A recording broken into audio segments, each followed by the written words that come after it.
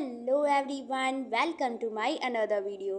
सो आज मेरा major minor और सेट की क्लास थी और वो सुबह 9 बजे से ही होने वाली थी, लेकिन सुबह ही बारिश होने लगती है और मुझे समझ नहीं आता कि मैं रेडी हो जाऊं या फिर नहीं। और फिर लेकिन टाइम जब काफ़ी कम बचा होता है उसके बाद बारिश रुकती है और मैं जल्दी से रेडी होकर निकलती हूँ BHU के लिए, ताकि मुझे क्लास के लिए लेट ना हो। और मैं सही टाइम पे क्लास में पहुंच भी जाती हूँ, कभी भी मुझे क्लास में तो लेट नहीं ही होता है। वैसे इस टाइम मेरे mid semester exam major subjects के तो ख़त्म हो गए हैं, केवल माइनर सब्जेक्ट्स हैं कुछ जिनके मिड सेमेस्टर एग्ज़ाम डिले हो गए हैं।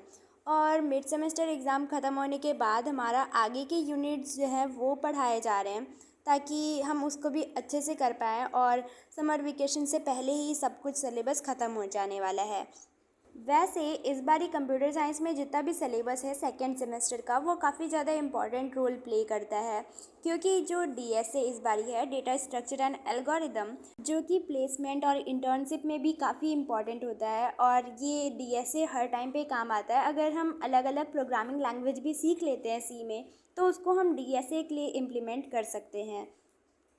और मेमोरी और टाइम मैनेजमेंट के लिए भी DSA काफ़ी इम्पॉर्टेंट है और इसके यूजेस भी बहुत ज़्यादा होते हैं। और इसीलिए इस बारी का जो भी सिलेबस है वो हमें अच्छे से कवर करना होगा और जितना हो सके कोडिंग का प्रैक्टिस भी करना चाहिए DSA के लिए। लेकिन इस टाइम पे मैं DSA के क्वेश्चन प्रैक्टिस नहीं भी कर पा रही थी, क्योंकि मेरा एग्ज़ाम आ गया था और उस वजह से मैं अपने नोट्स और ये सब पे फोकस कर रही थी, क्योंकि अभी मुझे मेरे एग्ज़ाम के अकॉर्डिंग कोई भी कोडिंग नहीं करने थे, क्योंकि अभी प्रैक्टिकल एग्ज़ाम तो हुए नहीं हैं, जो कि अभी जब भी होंगे तो हमारे प्रोफेसर द्वारा बता दिया जाएगा। तो अभी मेरी DSA की स्टडी जो है वो काफ़ी अच्छी नहीं चल रही थी, क्योंकि मैं अभी उसको प्रैक्टिस भी नहीं कर रही हूँ रेगुलरली। और मैंने एक सीरीज़ भी स्टार्ट किया था जो कि अभी 2 दिन पे ही रुका हुआ है, बट मैं अभी उसको स्टार्ट करूँगी। कुछ दिन मैंने और भी किए हैं, बट उसको मैं जब भी रिकॉर्ड नहीं कर पा रही थी और स्टोरेज के वजह से भी। बट मैं अब ट्राई करूँगी उसको अभी आगे बढ़ाने का, कि मैं थर्ड और फोर्थ आगे के दिन भी DSA का आप लोगों के साथ शेयर कर पाऊँ, क्योंकि अभी मेरा प्रोग्रेस DSA में खुद भी काफ़ी कम है। बट कोई नहीं, अभी हमारे पास टाइम है DSA को और स्ट्रॉन्ग बनाने के लिए। वैसे जब मेरा एक क्लास ख़त्म होता है तो दूसरी क्लास स्टार्ट होने में काफ़ी टाइम बचा होता है, तो उस टाइम पे मैं विश्वनाथ टेम्पल पे आती हूँ। वैसे भी आज हनुमान जयंती थी, तो फिर मैं दर्शन भी करती हूँ।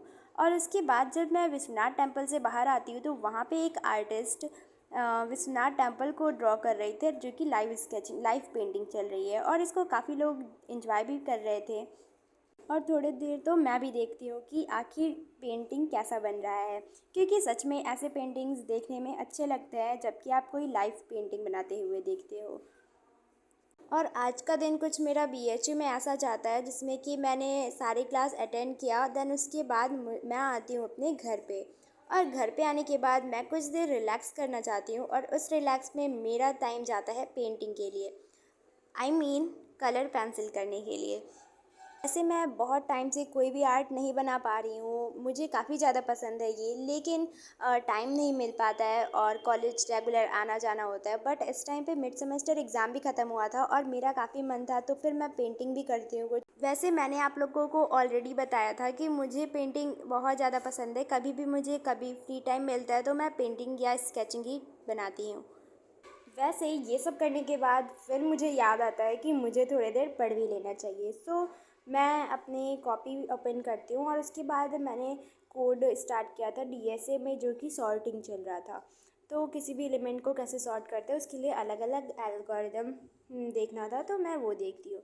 और इसके बाद मेरे सेक में इस टाइम मैंने लिया है मोबाइल एप्लीकेशन डेवलपमेंट।